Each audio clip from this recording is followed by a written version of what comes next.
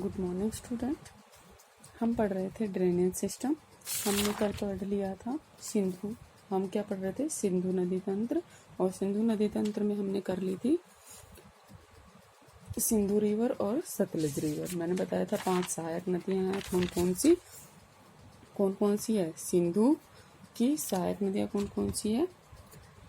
झेलम, चिनाब, रावी, व्यास, सतलज। हमने सिंधु पढ़ ली थी और सतलज कर ली थी। अब हम किसके बारे में पढ़ेंगे? झेलम। क्या करेंगे अब हम? झेलम।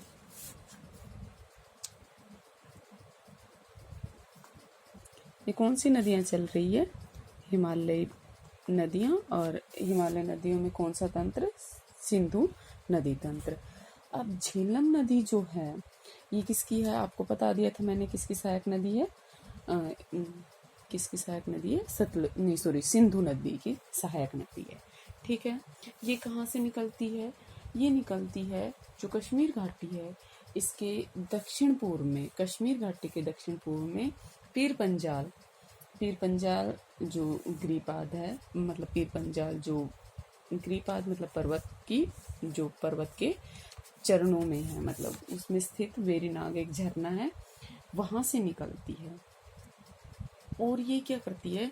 जो कश्मीर है, कश्मीर में जो शेषनाग झील है उससे निकलने के बाद ये उत्तर पश्चिम दिशा में क्या करती है? उत्तर पश्चिम दिशा। 1 मिनट में आपको मैप ओपन कर देती हूँ ताकि आपको इजी हो जाए। एक सेकेंड। देखिए ये है आपका अपोहा क्षेत्र का मैप। ठीक है। यहाँ क्या करती है ये? यहाँ से देखिए ये यहाँ है झेलम नदी। ये रही झेलम नदी। ये क्या करती है? उत्तर कौन सी दिशा में? उत्तर पश्चिम। उत्तर ये है और पश्चिम दिशा में बहती हुई लगभग कितनी बहती है? 115 किलोमीटर। कितनी? 115 किलोमीटर। 115 किलोमीटर बहने के बाद ये क्या करती है? जो वुलर झील है श्रीनगर। पहले ये नदी श्रीनगर और वुलर जो झील है श्रीनगर में, ये है भारत की सबसे बड़ी मीठे पानी की झील है। कहाँ है? श्रीनगर में। ठीक है ना, जम्मू कश्मीर में। ठीक है। वुलर झील से बहते हुए कई वैज्ञानिक या भूगोलवेता बोलते हैं कि ये क्या करती है? वुलर झील में गिर जाती है। लेकिन ये क्या करती है? वो वुलर झील में बहते हुए एक गहरे गोर्ज का निर्माण करती है। ठीक है। और जो उसमें गिरने माना जाता है कि वहां से गिरने के बाद ये कश्मीर की जो घाटी है उसको भी सिंचाई इसी नदी से मिलती है।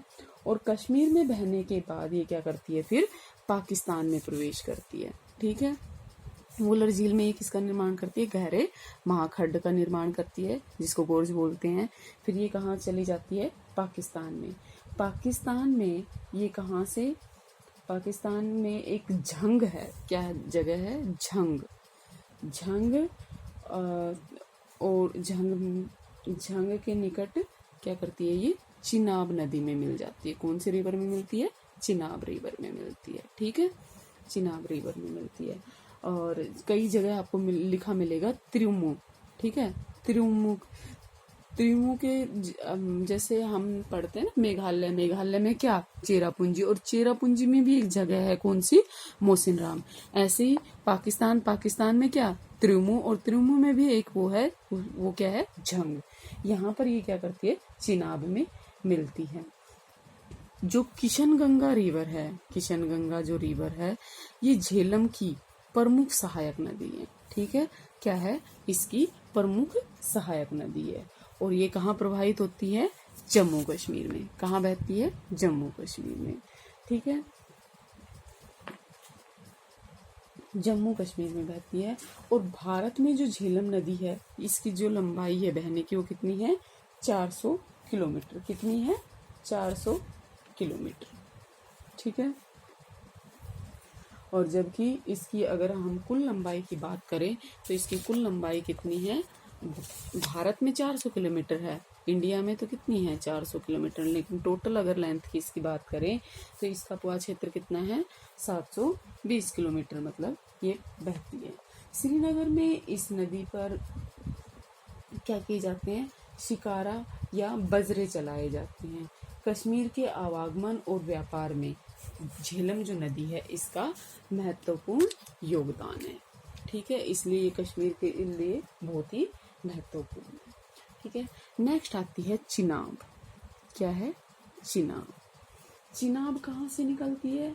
ये जो नदी है चिनाब नदी, इसका पुराना नाम क्या है? अस्कनी। क्या नाम है? प्राचीन नाम, इसे प्राचीन काल में अस्कनी नाम से जाना जाता था। ठीक है, और ये सिंधु की सबसे बड़ी सहायक नदी है चिनाब।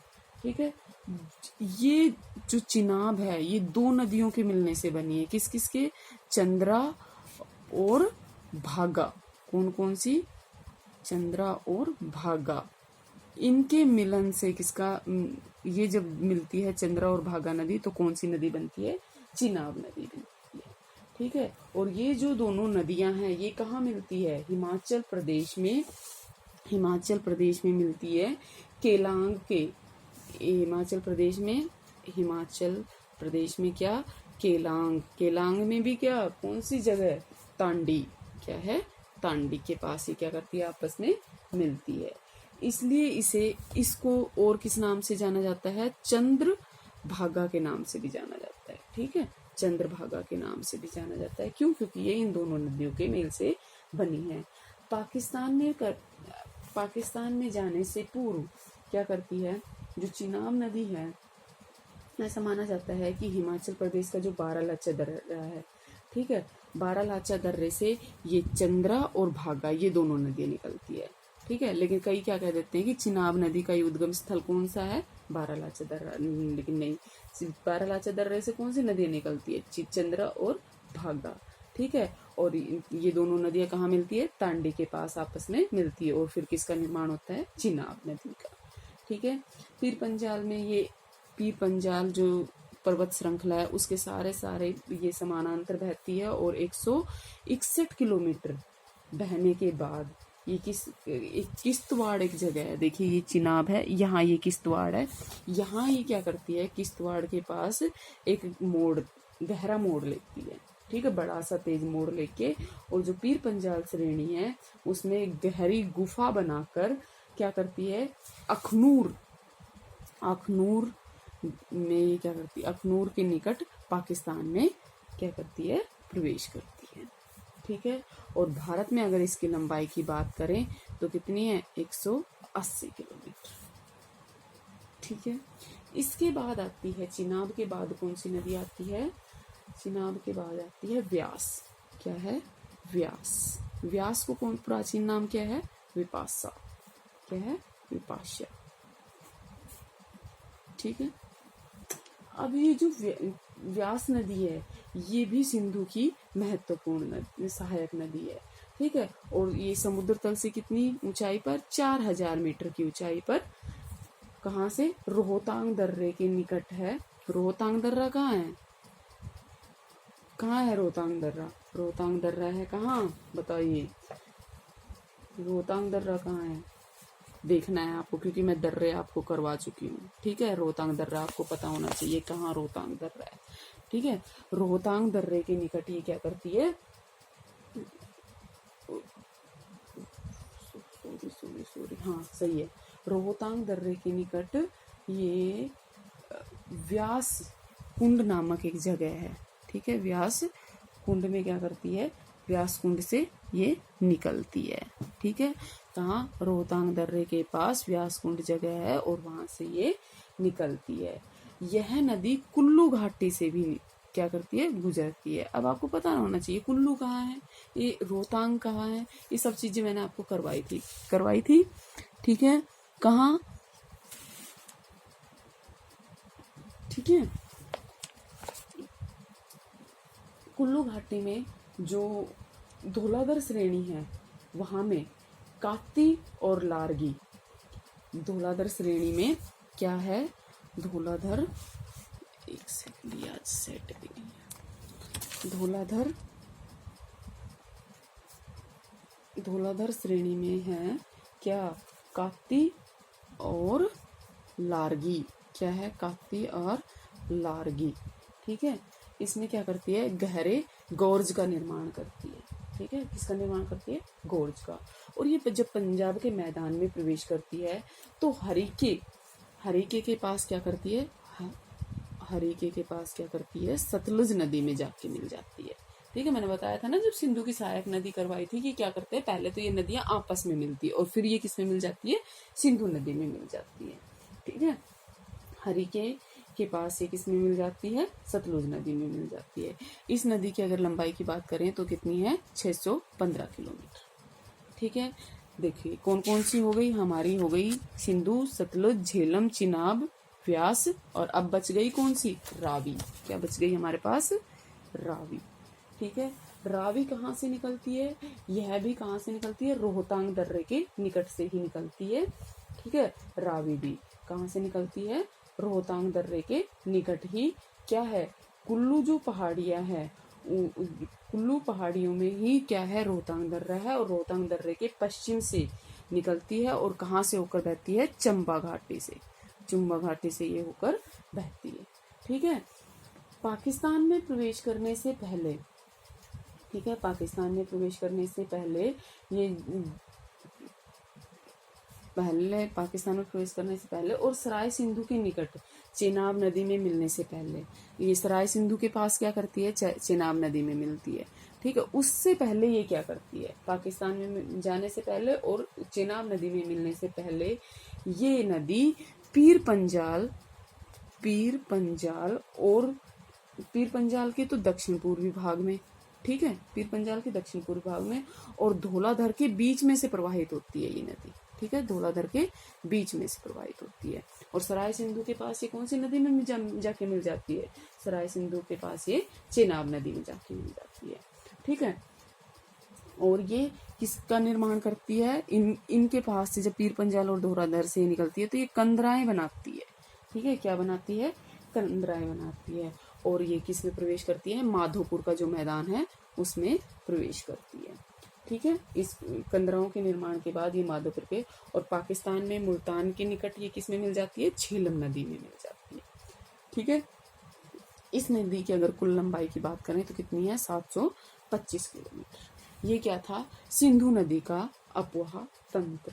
ठीक है, सिंधु नदी का अपवाह तंत्र। एक बार हम इसकी मैपिंग देख लेते हैं सिंधु नदी के अपवाह तंत्र की। देखिए, ये है सिंधु नदी का अपवाह तंत्र।